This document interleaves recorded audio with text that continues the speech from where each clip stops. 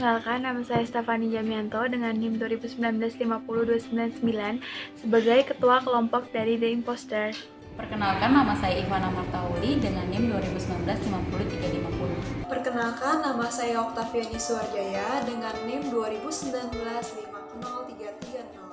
Perkenalkan, nama saya Istinus Andri Setiawan dengan NIM 2019-50310. Saya Yonatan Kevin dengan NIM 2019-50327. Perkenalkan, nama saya Robi Sentiawan dengan NIM 2019-50299. Oke, saya Robi Sentiawan. Saya akan menjelaskan tentang pengertian PSAK, lalu pengertian PSAK 1, tujuan PSAK 1, ruang lingkup PSAK 1, dan juga tujuan laporan keuangan.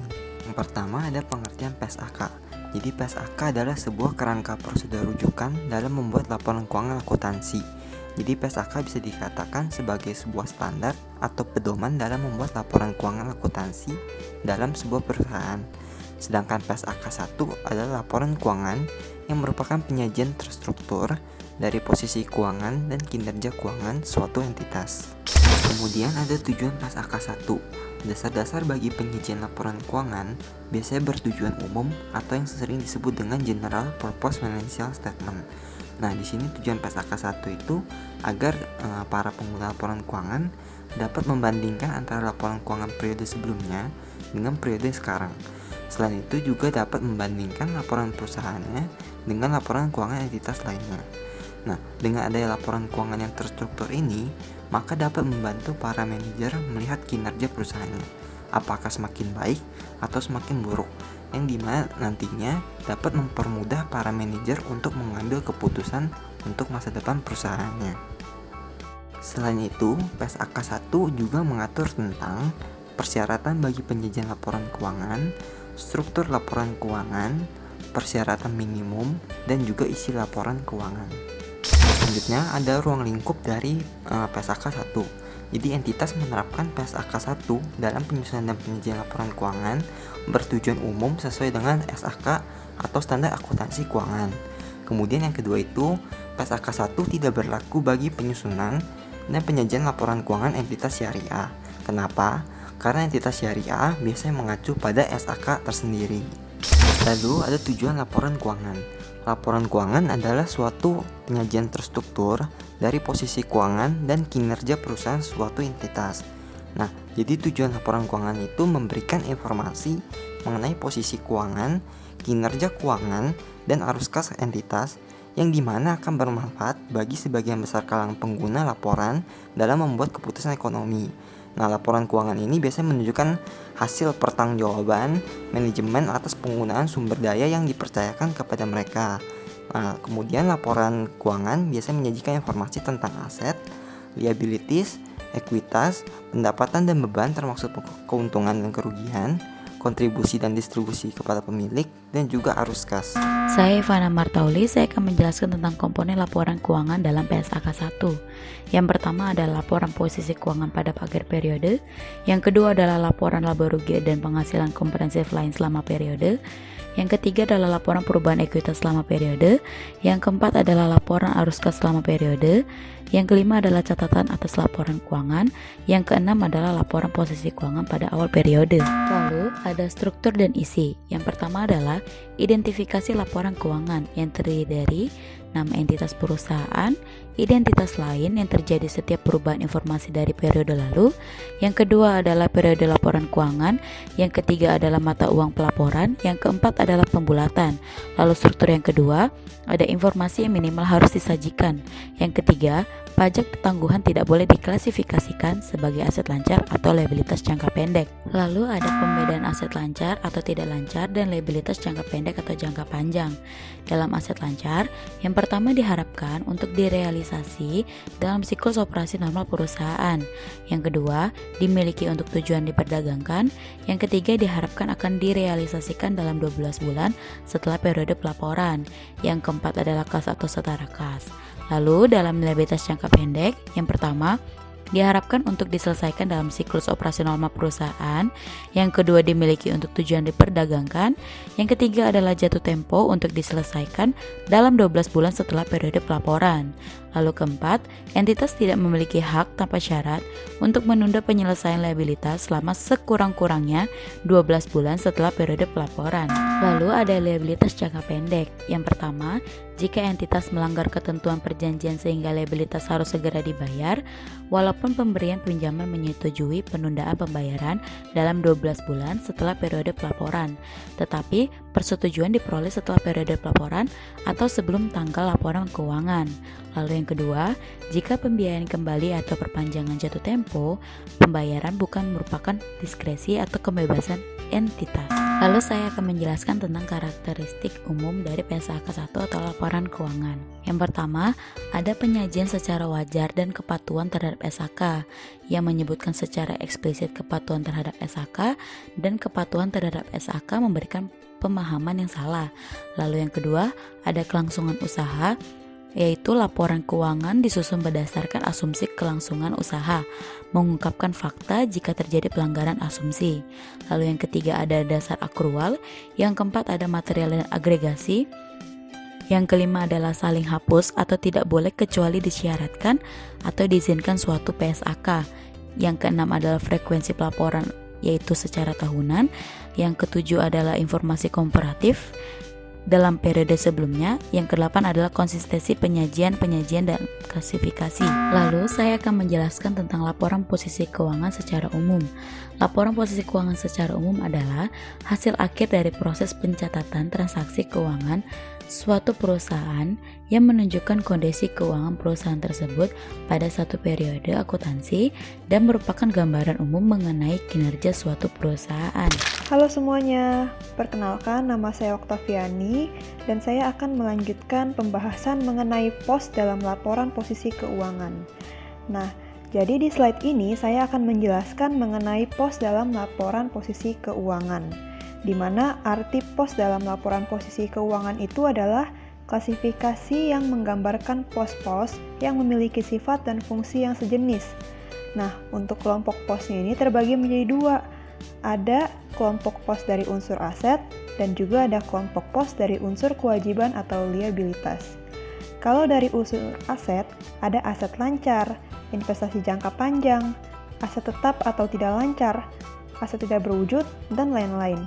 Sedangkan liabilitas ada liabilitas jangka panjang, liabilitas jangka pendek, dan lain-lain. Nah, pembentukan pos-pos ini dimungkinkan juga pada unsur-unsur laporan posisi keuangan lainnya. Dengan cara apa? Dengan cara dipertimbangkan agar nantinya lebih mudah dipahami saat membuat penyajian laporan posisi keuangan. Nah, sekarang kita akan membahas mengenai karakteristik dalam pos laporan posisi keuangan. Hal apa aja sih yang harus kita perhatikan saat membuat pos dalam laporan posisi keuangan? Nah, di slide ini ada beberapa karakteristik nih teman-teman. Seperti yang pertama, penyajian aset lancar tidak lancar, liabilitas jangka pendek atau jangka panjang, sebagai klasifikasi yang terpisah dalam laporan posisi keuangan. Yang kedua, dalam penyajian berdasarkan likuiditas, informasi yang diberikan harus lebih relevan, sehingga menggunakan urutan likuiditas. Yang ketiga, perusahaan keuangan berdasarkan likuiditas. Nah, maksud poin kedua dan ketiga ini adalah apabila penyajiannya itu berdasarkan likuiditas, maka harus memberikan informasi yang lebih relevan dan dapat diandalkan. Jika pengecualian tersebut diterapkan, maka entitas menyajikan seluruh aset dan liabilitas nantinya itu berdasarkan urutan likuiditas. Nah, yang terakhir, pemisahan jumlah yang diharapkan dapat diselesaikan jika nilainya digabung dan setelah lebih dari 12 bulan untuk setiap pos aset dan liabilitasnya. Jadi maksudnya adalah apapun metode penyajian yang nantinya digunakan, entitas mengungkapkan bahwa jumlah yang diharapkan itu dapat dipulihkan atau dikatakan untuk bisa diselesaikan setelah lebih dari 12 bulan untuk setiap pos aset dan liabilitasnya. Oke, sekarang kita akan masuk ke dalam pembahasan mengenai tambahan atas pos-pos yang diisyaratkan oleh PSAK lainnya. Entitas menyajikan pos-pos tambahan, judul, dan subtotal dalam laporan yang menyajikan laba rugi dari penghasilan komprehensif lain jika penyajian tersebut relevan. Nah, bagian laba rugi atau laporan laba rugi mencakup pos-pos yang menyajikan jumlah berikut untuk periode. Yang pertama ada pendapatan, kedua biaya keuangan, ketiga bagian laba rugi dari entitas yang dicatat dengan menggunakan metode ekuitas, dan yang keempat beban pajak. Nah, entitas memasukkan pos-pos tambahan dalam laporan yang menyajikan laba rugi dan penghasilan komprehensif lain, dan perubahan istilah yang dipakai dan perubahan urutan dari pos-pos jika hal ini diperlukan untuk menjelaskan unsur kinerja keuangan. Entitas juga mempertimbangkan faktor-faktor termasuk materialitas, sifat, dan fungsi dari berbagai komponen pendapatan dan beban. Selain itu, entitas tidak diperkenankan menyajikan pos-pos penghasilan atau beban sebagai pos luar biasa dalam laporan laba rugi komprehensif. Selanjutnya, kita akan masuk mengenai pembahasan aset lancar, aset tidak lancar. Nah, teman-teman pasti di sini sudah tahu dong, aset lancar itu terdiri dari kas dan setara kas, piutang usaha, pajak dibayar di muka, dan lain-lain. Sedangkan aset tidak lancar seperti peralatan, kendaraan gedung, aset tidak berwujud, dan lain-lain. Nah, di slide ini saya akan menjelaskan mengenai aset lancar dan aset tidak lancar dalam PSAK 1 yang menjelaskan bahwa entitas mengklasifikasi aset sebagai aset lancar jika yang pertama, entitas yang diharapkan akan merealisasikan aset atau bermaksud untuk menjual atau menggunakannya dalam siklus operasi normal perusahaan. Terus yang kedua, dimiliki untuk tujuan diperdagangkan. Nah, jadi maksudnya itu adalah entitas memiliki aset, tujuannya itu adalah untuk diperdagangkan. Yang ketiga, entitas mengharapkan akan merealisasikan aset dalam jangka waktu 12 bulan setelah pelaporan. Dan yang terakhir, kas atau setara kas. Nah, maksudnya itu apa? Jadi, kas atau setara kas itu seperti yang dinyatakan saat di PSAK 2 dalam laporan arus kas, kecuali aset tersebut dibatasi pertukarannya atau penggunaannya untuk menyelesaikan liabilitas sekurang-kurangnya 12 bulan setelah periode pelaporan. Nah, apabila tidak ada dalam 4 kategori di atas, maka entitas mengklasifikasikan aset tersebut masuk ke dalam aset tidak lancar. Selanjutnya, kita akan membahas mengenai liabilitas jangka pendek dan liabilitas jangka panjang. Dalam suatu liabilitas, diklasifikasikan sebagai liabilitas jangka pendek apabila yang pertama, entitas memperkirakan akan menyelesaikan liabilitas tersebut dalam siklus operasi normal perusahaan. Yang kedua, entitas memiliki liabilitas tersebut untuk tujuan diperdagangkan. Yang ketiga, liabilitas tersebut jatuh tempo untuk diselesaikan dalam jangka waktu 12 bulan setelah periode pelaporan. Dan yang keempat, entitas tidak memiliki hak tanpa syarat untuk menunda penyelesaian liabilitas selama sekurang-kurangnya 12 bulan setelah periode pelaporan. Nah, apabila entitas melanggar ketentuan perjanjian yang sudah dipastikan, maka liabilitas tersebut harus tetap segera dibayar, walaupun pemberi pinjaman menyetujui penundaan pembayaran dalam 12 bulan setelah periode pelaporan. Tetapi persetujuan yang diperoleh itu setelah periode pelaporan atau sebelum tanggal laporan keuangan, maka dapat diklasifikasikan sebagai liabilitas jangka pendek. Namun, apabila tidak ada dalam 4 kategori di atas, maka entitas mengklasifikasikan liabilitas sebagai liabilitas jangka panjang. Selanjutnya, saya Stefani Jamianto akan menjelaskan tentang laporan laba rugi dan penghasilan komprehensif lainnya, atau yang biasa kita sebut juga laporan laba rugi komprehensif. Penyajian laporan laba rugi yang sudah dimasukkan unsur laba komprehensif. Laba yang dialokasikan untuk pemegang saham minoritas dan mayoritas memiliki ketentuan minimum item dalam laporan laba rugi, klasifikasi beban berdasarkan fungsi dan sifat. Jika disajikan berdasarkan fungsi, ada pengungkapan berdasarkan sifat, dan penyajian pos luar biasa atau extraordinary item tidak diperkenankan lagi. Nah, kita pasti bertanya-tanya tuh, laba atau penghasilan komprehensif itu apa sih? Nah, laba atau penghasilan komprehensif itu adalah perubahan aset atau liabilitas yang tidak mempengaruhi laba pada periode rugi.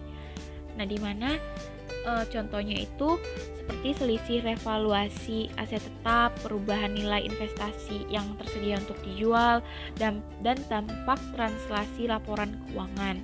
Nah, untuk bentuknya sendiri, laba rugi komprehensif itu ada dua. Ada yang dipisah dengan laba rugi bersih dan ada yang digabungkan dengan laba rugi bersih. Itu contoh laporan laba rugi komprehensif yang disatukan. Nah, sebenarnya itu ini ada dua, ada yang disatukan dan ada yang dipisah. Tapi aku mengambil laporan laba rugi komprehensif yang disatuin. Contohnya itu bisa kita lihat sama-sama seperti yang ada di slide. Itu ada penghitungan laba rugi, di mana situ akan menghasilkan laba bersih pada tahun berjalan, dan terus ada tambahan penghasilan komprehensif lainnya. Ada pos-posnya, banyak pos-posnya di situ. Kita bisa melihat langsung di slide yang ditampilkan. Nah, seperti yang dijelaskan di slide sebelumnya, itu ada minimum line item dalam laporan laba rugi komprehensif. Nah, dalam laporan laba rugi komprehensif itu akan mencakup pendapatan, biaya keuangan, beban pajak, suatu jumlah tunggal yang mencakup total dari laba rugi setelah pajak dari operasi yang dihentikan, keuntungan atau kerugian setelah pajak yang diakui dengan mengukur nilai wajar, dikurangi biaya untuk menjual atau melepaskan aset dalam rangka operasi yang dihentikan. Laba rugi, komponen dari pendapatan komprehensif lainnya yang diklasifikasi sesuai dengan sifat. Dan bagian terakhir itu ada bagian pendapatan komprehensif lainnya dari entitas asosiasi dan joint venture yang dicatat dengan menggunakan metode ekuitas. Selanjutnya ada informasi dalam laporan laba rugi komprehensif. Ketika pos-pos pendapatan atau beban dinilai material, maka entitas pengungkapan sifat dan jumlahnya itu akan dilakukan secara terpisah. Penyebabnya akan dipisah itu kenapa sih? Nah, penyebabnya itu karena penurunan nilai persediaan atau aset tetap dan pemulihannya, restrukturisasi atas aktivitas suatu entitas untuk setiap liabilitas, diestimasi atas biaya restrukturisasi, pelepasan aset tetap, pelepasan investasi, operasi yang dihentikan, penyelesaian litigasi, dan pembalikan liabilitas diestimasi lainnya.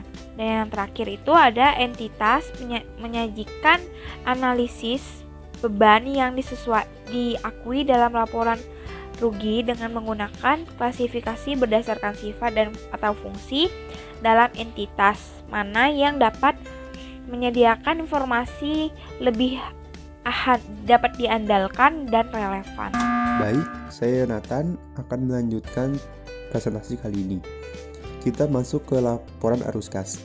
Arus kas atau cash flow adalah sebuah perincian yang menunjukkan jumlah pemasukan dan pengeluaran dalam suatu periode tertentu. Dengan adanya laporan arus kas, kita akan mengetahui kondisi perusahaan, apakah dalam kondisi untung atau rugi. Kemudian kita masuk ke komponen laporan arus kas.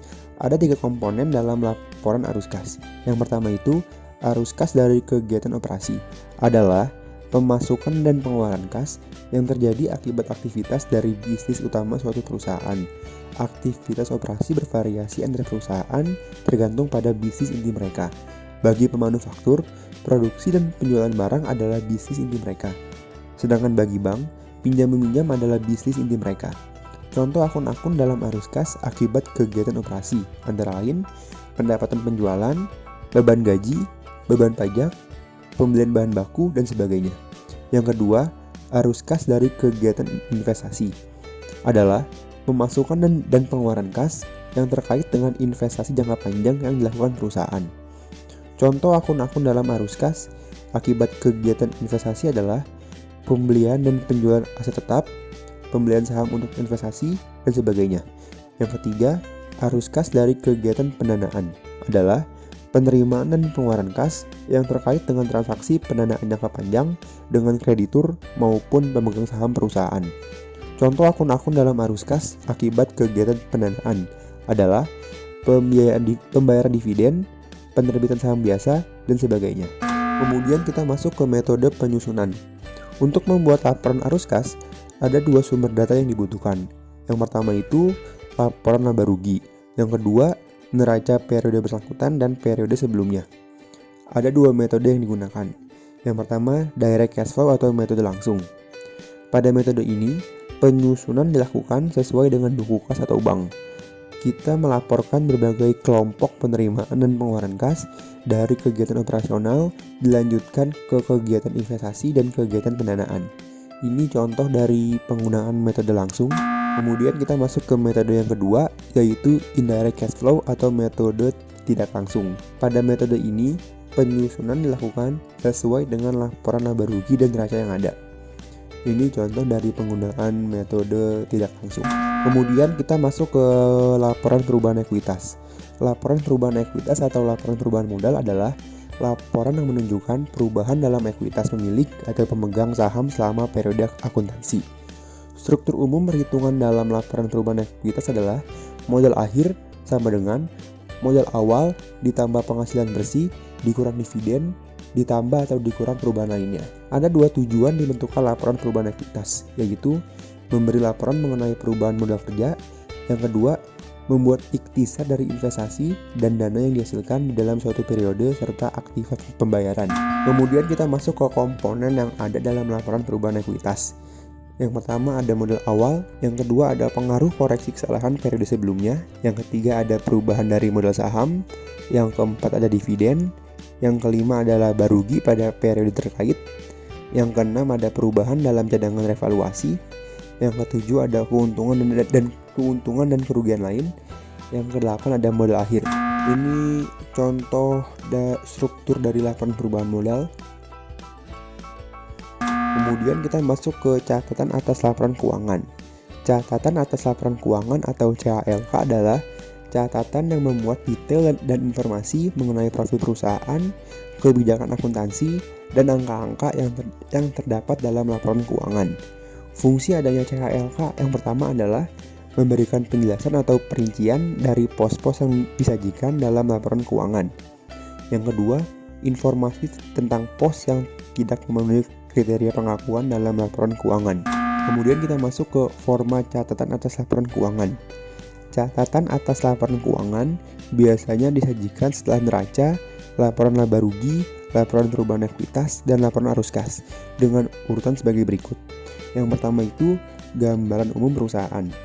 Biasanya berisi riwayat pendirian perusahaan, tanggal penawaran umum efek, serta struktur perusahaan. Yang kedua, dasar penyusunan laporan keuangan dan ikhtisar kebijakan akuntansi signifikan yang diterapkan. Dalam bagian ini wajib dituliskan pernyataan kepatuhan terhadap standar akuntansi keuangan atau SAK, dasar pengukuran dan penyusunan laporan keuangan.